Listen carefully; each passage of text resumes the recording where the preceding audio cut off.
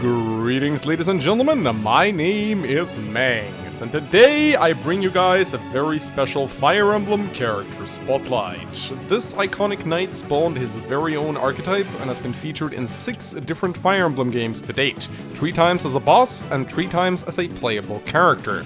Today we take a look at the man with a serious multiple personality disorder, the brave and honorable Grustian knight, Camus. I have lived as a knight, and I intend to die as one.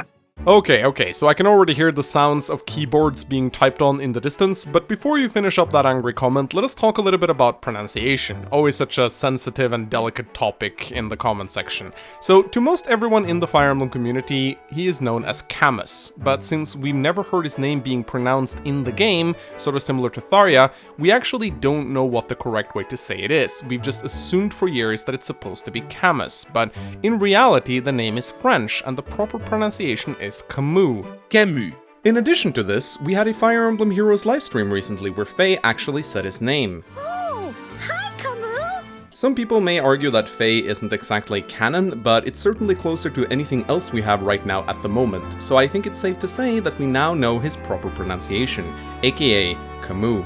Hey Camus, do you ever get deja vu? Camus is a Knight of Grusts and the leader of the powerful Sable Order, a group of Grust's most powerful paladins. He is described by some as the most powerful warrior in all of Archanea. When the War of Shadows began, Emperor Medius of Dolhr reached out to King Ludwig of Grusts, who was a cowardly, weak man, and easily intimidated him into entering an alliance with the evil Dragon Empire. While Camus and many others of the Sable Order expressed displeasure with this alliance, they had no choice but to obey their king.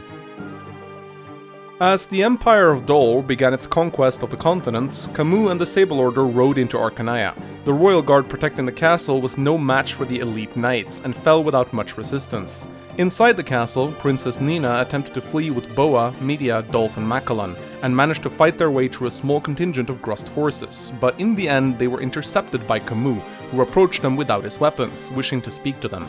Media attempted to sneak attack Camus from behind, but was still easily defeated by the unarmed knights. Camus then attempted to reason with Nina, who was still furious after learning that her father had been killed in the siege, and did not care about her own survival. Camus then scolded her, telling her to keep living for the sake of her people, even if she had to do it in captivity. He then stated that he would return at a later point to command the Grustian occupation forces. Staying true to his word, Camus returned later with reinforcements from Grusts and held Castle Archanea as Dolhr continued its conquest of the world. During his stay in the castle, he came to know Princess Nina personally, and the two of them fell in love. One day, orders came from Dolhr that Nina was to be taken by one of Medius' lieutenants, the Manakit Bursak, who had come to Archanea to collect her. Camus realized that this was most likely a death sentence for Nina, so he defied the orders and fled Castle Archanea with 3 members of his Sable Order, Roberto, Belf, and Leyden, escorting the princess towards the neighboring kingdom of Orlis, where the king's younger brother, Hardin, had agreed to shelter her. It was a treacherous road with many challenges, but ultimately Nina reached the border and was escorted by Hardin to Castle Orlis. As punishment for his disobedience, Camus was stripped of his title and position before being thrown into a dungeon, and the paladin Sterlin was appointed as the new leader of the Sable Order in his place. As Prince Marth and the Archanean League made their way into Grusts, Camus was forced to watch as his homeland was being invaded. While he was released from his prison cell eventually, he was not allowed to ride into battle with his fellow knights, as he was still being punished for helping Princess Nina escape. The paladin Sterlin commanded the Black Knights of the Sable Order at the Battle of Chiasmere Bridge, but was soundly defeated by Marth and his army. When the Archanean League finally laid siege to the Grusthold, Camus was at last allowed out on the battlefield to make a stand alongside General Lorenz and the last remaining members of the Sable Order. Wielding the mighty lance Gradivus, he met Marth on the battlefield. The Ultian prince tried to talk him down, but Camus refused to surrender or to betray his country, and the two of them clashed in battle. Despite being known as the strongest warrior alive, Camus fell in battle and was presumed dead. Farewell. Camus did not die in the battle, however, and managed to escape. While we are never privy to the details, he somehow managed to get on a boat and eventually ended up washing ashore in Rigel on the neighboring continent of Valentia.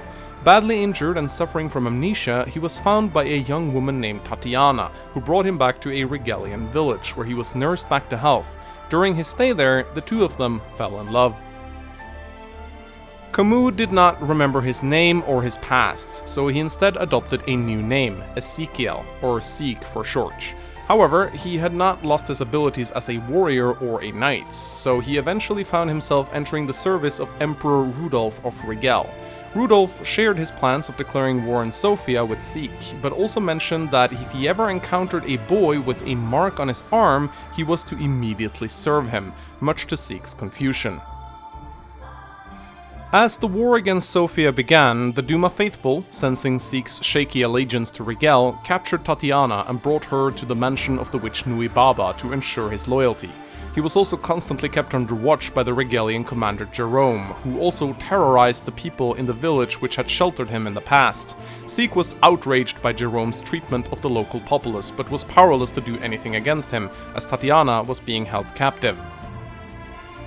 When the Sophian Liberation Army led by General Alm invaded Rigel, they stopped by Nui Baba's abode and freed Tatiana before encountering Zeke and Jerome's armies. When Zeke saw that his lover was safe, he immediately switched his allegiance and ordered his knights to attack Jerome and his army. After the battle, he met Alm and discovered the brand on his arm. Staying true to the promise he made to Emperor Rudolf, Zeke immediately pledged his service to Alm and helped him in his conquest of Rigel as well as in the war against the Duma faithful. After Alm became the new Emperor of Valentia, Zeke lived a happy life with Tatiana until one fateful day he regained his memories of his previous life.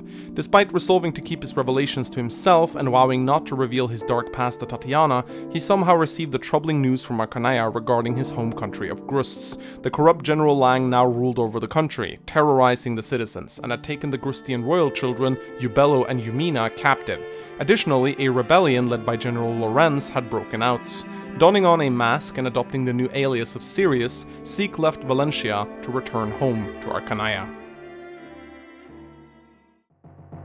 Upon returning, Sirius managed to infiltrate the army of his previous adversary Marth, who was now finding himself in a war against the new ruler of Archanea, the Dark Emperor Hardin, who had been possessed by the evil spirits of the Darkspear. Sirius accompanied Marth throughout his war against Hardin, and eventually into the Wyvern's Dale, where his former lover, Princess Nina, along with the noble priestesses Elise, Maria, and Lena, were held captive inside the dragon's altar, intended to be sacrificed to revive the dark dragon Medius.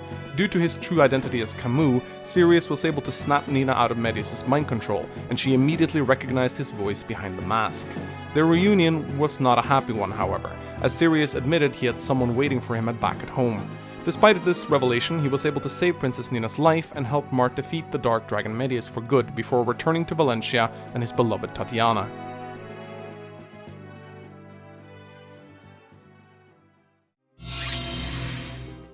Loyalty, bravery, strength, and honor. These are the core principles that shape every fiber of Camus' being. Camus literally spawned his very own Fire Emblem archetype, that of a steadfast, loyal knight that never betrays his liege lord, except for in the case of Emperor Rudolf, where he was literally ordered to do so. Despite his idealism, however, Camus has a tragic sadness about him that seems to follow him around wherever he goes. He is forced to serve a weak king of a failing nation, he falls in love with a woman he cannot have, he gets stripped of his title and prestige for doing what he feels is right, he has to fight against someone he does not consider evil, then only to lose his memories, and then when he finally finds happiness on another continent, he regains them, now having to live suppressing the memories of his former life. For one that strives so hard to stay true to his ideals and values, Camus almost seems to be cursed to live a life of hardships and tragedy. The Japanese exclusive Fire Emblem 12 Heroes of Light and Shadow was the first game where we got to see Camus in a couple of support conversations as Sirius with the game's avatar Chris, as well as with Belf, one of his former loyal Sable Order knights. While his conversation with Chris doesn't really reveal a whole lot about Camus that we were not already aware of, we do get to see a more personal side of him, as Chris outright attacks Sirius for thinking he's a traitor trying to infiltrate Marth's army, only to get promptly beaten and humiliated. While they eventually become friends, Camus starts opening up a little, and even accidentally loses his mask for a second, revealing his identity in the process, though he makes Chris swear to never reveal it to anyone. In his conversation with Belf immediately sees through his disguise and identifies Sirius as Camus, who immediately denies the allegation. In this support conversation, we get to hear the reasoning for why Camus hides his identity, as according to him, the revelation of his survival would incite a Gristian rebellion, with him serving as its symbol, which would cause even more bloodshed for an already war-torn country. This conversation reveals how much Camus still cares for his country, as he would rather be presumed dead than cause more violence and suffering for his people. Camus as Zeke also has a single support conversation with Tatiana in Echoes. Despite mainly exhibiting their love for one another, the conversation doesn't really reveal all that much, other than hinting that Zeke is slowly starting to regain the memories of his past life, something that greatly troubles him. While Camus, Sirius, and Zeke may appear very similar on the outside, there are some distinct differences between these three personalities. Camus, in his full glory as a Sable Knight, is a lot more headstrong and even a bit savage as he scolds Princess Nina and calls Media a coward for sneak attacking him. He's also at his most stubborn here and is completely unwavering in his ideals. Sirius, on the other hand, is a lot more of a tragic character, and while this naturally stems from the fact that he's forced to wear a mask and hide his identity, he appears a lot more somber and downtrodden.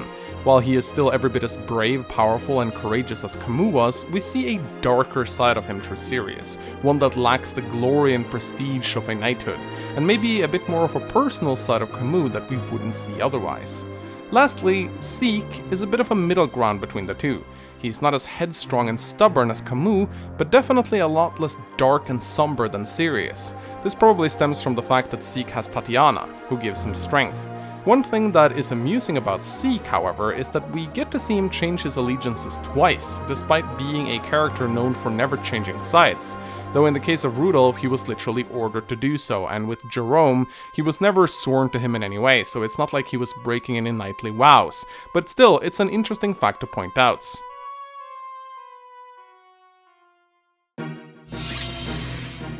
Camus, alongside Paula, Katria, and Est, has made the most appearances in the Archanea series. According to the novel by Takayashi Hideo, Camus is 26 years old. Camus' Grand Hero battle map in Heroes is based on Chapter 20 of Shadow Dragon. Camus shares his English voice actor in Heroes, Travis Willingham, with Lonku and Brady in Awakening, Garon and Anankol's dragon form in Fates, and Ogma in Heroes. Camus also shares his English voice actor in Echoes, Patrick Seitz, with Basilo and Laurent in Awakening, as well as Hector and Drogue in Heroes.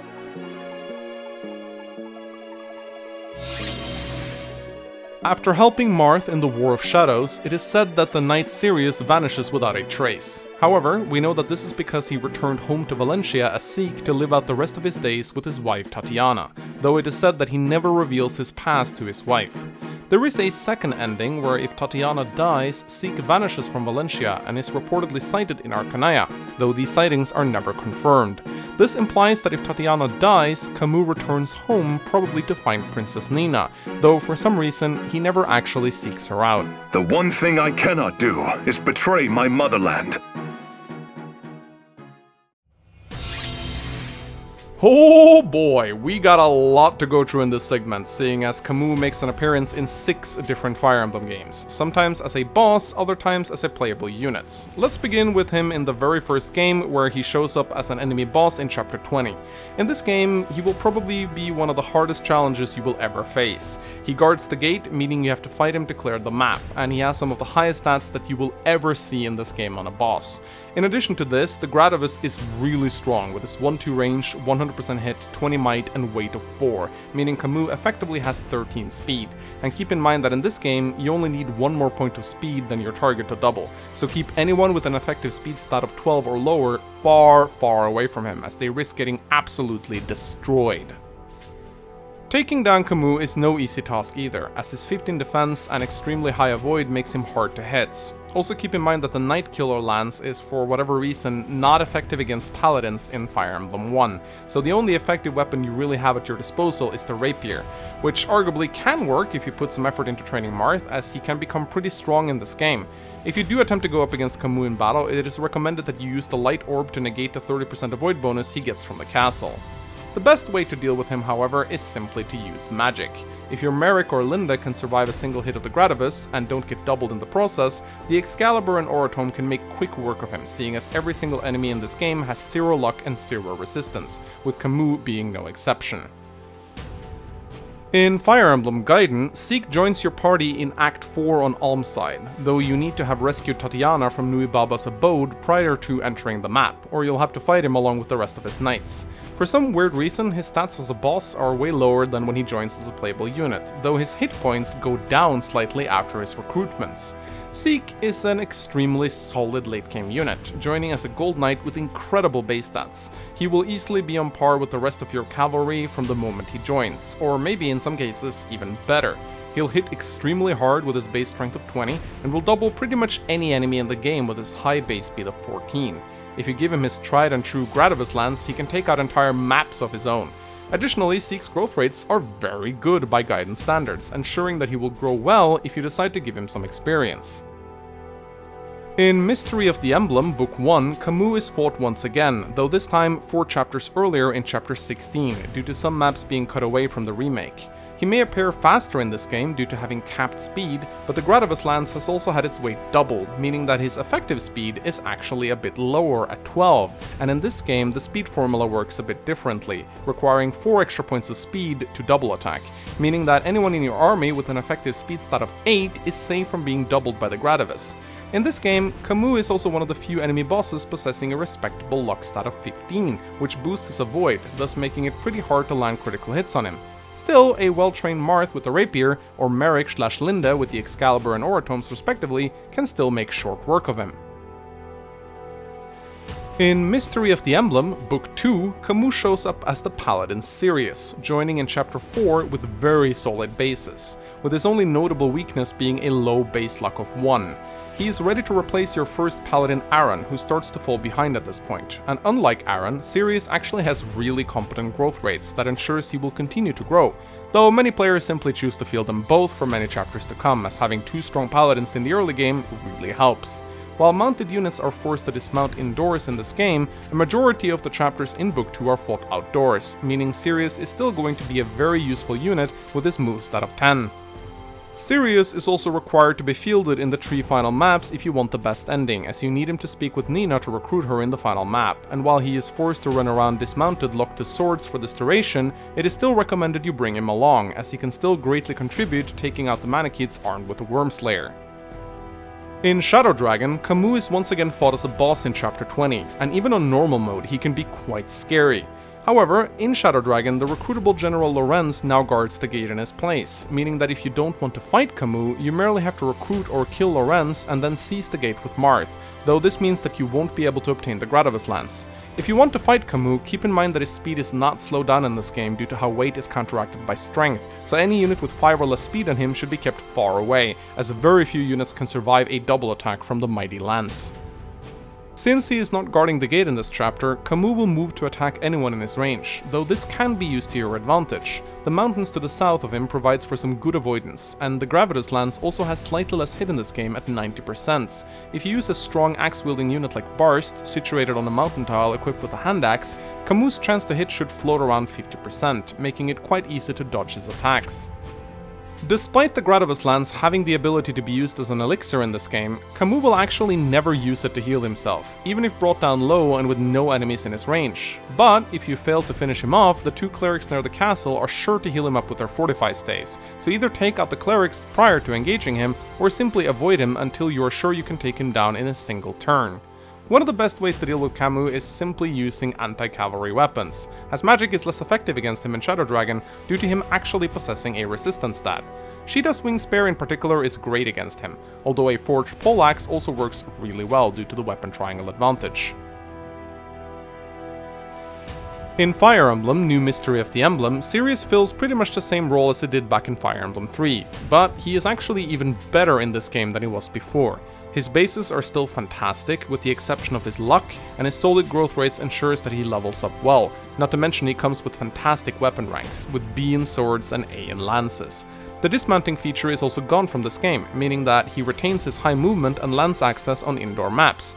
Since you need to bring him with you to the final map in order to unlock the best ending, there's very few arguments not to use him.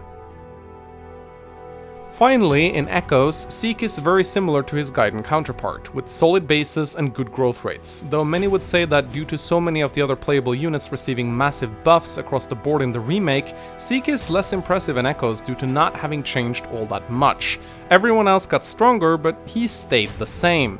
While he was easily able to rival your other Gold Knights in Gaiden, chances are that in Echoes, by the time he joins your army, you'll have several other units capable of outperforming him. Though since Echoes rarely imposes restrictions on how many units you can bring to the maps, it's not like it's a huge detriment to him. While you may not always bring him with you into dungeons or into the final stretch of the game, he is still of great help in the Regel arc.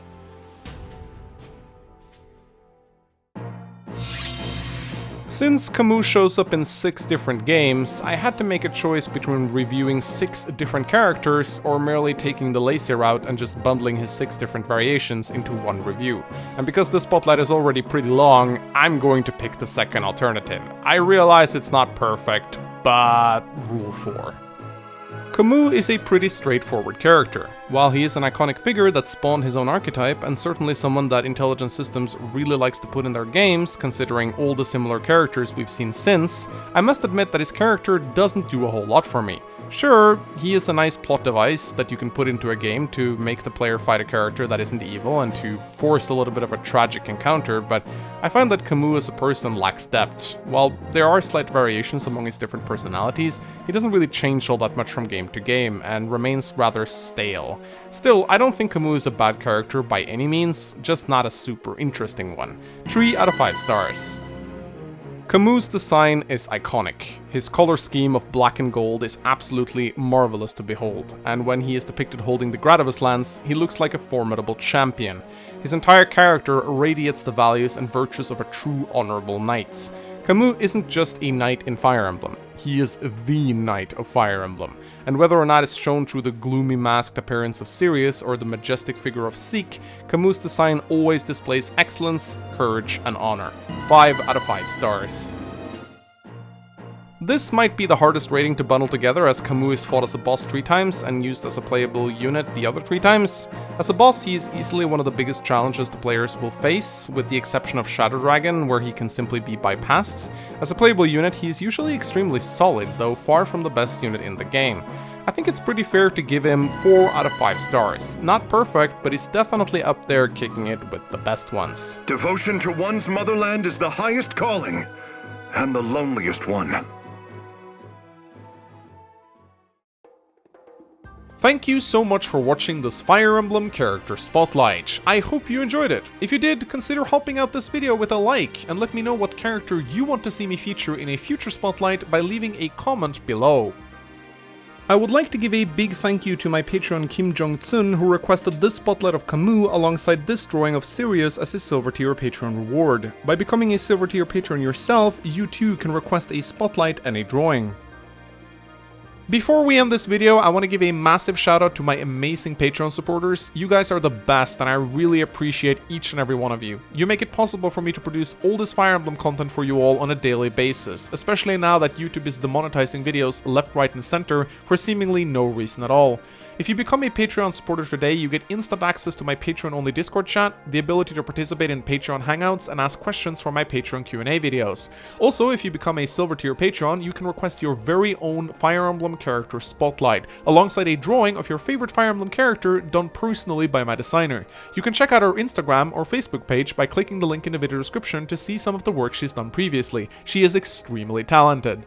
Also, my 2 script readers, Sonagi and Heliasan, help me with the fine-tuning of the script of the spotlight, along with Mecha, who also assists with correcting errors and mistakes. Anyway, that's all for now. If you want to see more spotlights, check out the playlist linked in front of you. There's also another direct link which will take you to the previous spotlight I did. Anyway, my name is Mangs. Thank you for watching all the way to the end. You are a true fan. Don't forget to leave that like, and I will see you guys next time. Goodbye.